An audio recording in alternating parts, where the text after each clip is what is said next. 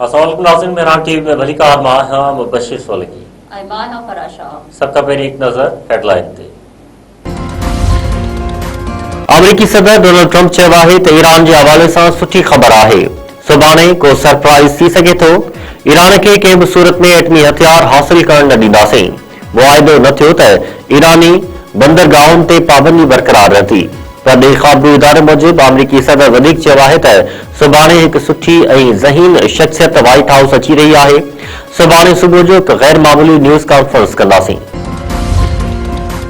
Iran जंगबंदी जी भञकड़ी ते हरमुज़ वारो सामूंडी लंघ ॿीहर बंदि करण जो चिता ॾेई छॾियो।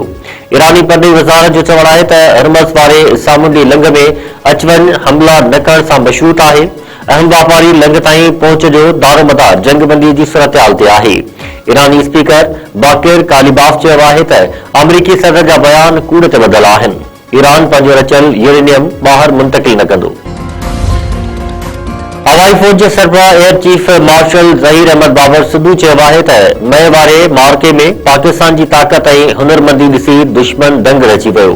पाकिस्तान हर क़िस्म जी अगराई जो मुंहुं तोड़ जवाब ॾींदो। काकोल मिलिट्री अकेडमी में पासिंग आउट परेड खे ख़िताब कंदे एयर चीफ मार्शल वधीक चयो आहे त पाकिस्तान पुरअमन मुल्क आहे ऐं तकरारनि जे हल लाइ ॻाल्हियुनि ते यकीन रखे थो। आलमी सतह ते अमन लाइ पाकिस्तान जूं कोशिशूं वाखाण लाइक़ आहिनि। नाणे वारे वज़ीर मोहम्मद औरंगज़ेब चयो आहे त IMF सां स्टाफ लेवल मुआहिदो थी वियो आहे।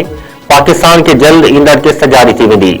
S&P ग्लोबल रेटिंग्स जे नुमाइंदनि सां मुलाक़ात में ॻाल्हाईंदे नाणे वारे वज़ीर वधीक चयो आहे त पाकिस्तान हलंदड़ महीने $1.4 अरब जो यूरो बॉन्ड कामयाबी सां अदा कयो आहे। सऊदी अरब $3 अरब जो इज़ाफ़ी माली मदद जी ख़ातिरी कराई आहे। मुल्क में डीज़ल खां पोइ LPG ऐं गासलेट बि सस्तो। हुकूमत LPG जे फ़ी किलो अघ में ₹20 घटिताई करे छॾी। नओं अघु ₹390 फ़ी किलो मुक़रर। गासलेट जे अघ में ₹21.34 फ़ी लीटर लाथ। फ़ी लीटर अघु ₹428.81 थी वियो। नोटिफिकेशन जारी। डीज़ल अॼु खां ₹32.12 सस्तो। फ़ी लीटर ₹353.42 में मिलंदो। सखर सर्किट हाउस में मुख़्तलिफ़ बिरादरियुनि विच में खूनी तकरारनि जे निबेरे लाइ जरगो। अली गोहर महर जी सरपंची हेठि जरगे में गौस बख्श महर, अमीर बख्श भुट्टो, शहरियार शहर ऐं ॿिया शरीक। शहर सीलरा, धौंदा, भुट्टा, सोलंगी ऐं ॿिनि बिरादरियुनि में हलंदड़ तकरारनि जा फ़ैसिला थींदा। बदनाम धाड़ेलनि खे बि पुलिस पहिरें हेठि सर्किट हाउस आंदो वियो। सिक्योरिटी जा इंतज़ाम सख़्त। टटे वेझो खौफ़नाक रोड हादसो, दड़ेवासी 3 ॼणा फौत, 2 ज़ख़्मी। शुगर मिल भरिसां नामालूम तेज़ रफ़्तार गाॾी कार खे टक्कर हणी फरार। फौतुनि जी इनायत सूमरो, मुमताज़ सूमरो ऐं फैज़ान सूमरो तौरु सुञाणप। 2 ज़ख़्मी नाज़ुक हालत में अस्पताल दाख़िल। लाश घर पहुचण ते वासनि में कोराम। दादू में मेहरान टीवी जे कैमरामैन जे भाणे जे मुबैना तौरु ख़ुदकशी करे छॾी। कोटली खां महिमान थी आयल सजाद खोसो जो एक्साइज़ ऑफिस भरिसां गोली लॻल लाश हथ।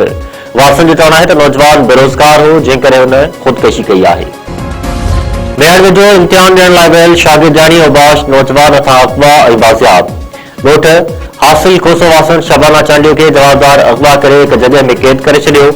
दोस्ती रखण लाइ न्याणी मथां पंहिंजी भेण जे साम्हूं तशदुद ऐं हवाई फायरिंग। मुतासिर शागिर्दाणी बाज़ियाबी बाद बाल सां गॾु दाह खणी थाणे ते पहुची वई। शबाना चांडियो दाहींदे चयो त औबाश जवाबदार फरीद कोसो खेसि मुसलसल हिरासा कंदो रहे थो। हू इम्तिहान ॾियण वई त जवाबदार खेसि अगवा करे हिकु जॻह में बंदि करे रखियो, जिथे संदसि भेण बि मौजूदु हुई। जवाबदार तशदुद बैदि घर ॿाहिरां छॾे फरार थी वियो। SSP दादू ऐं ॿिया मामले जो नोटिस वठनि। जवाबदार ख़िलाफ़ कार्रवाई करे तहफ़्फ़ुज़ फ़राहम कयो वञे।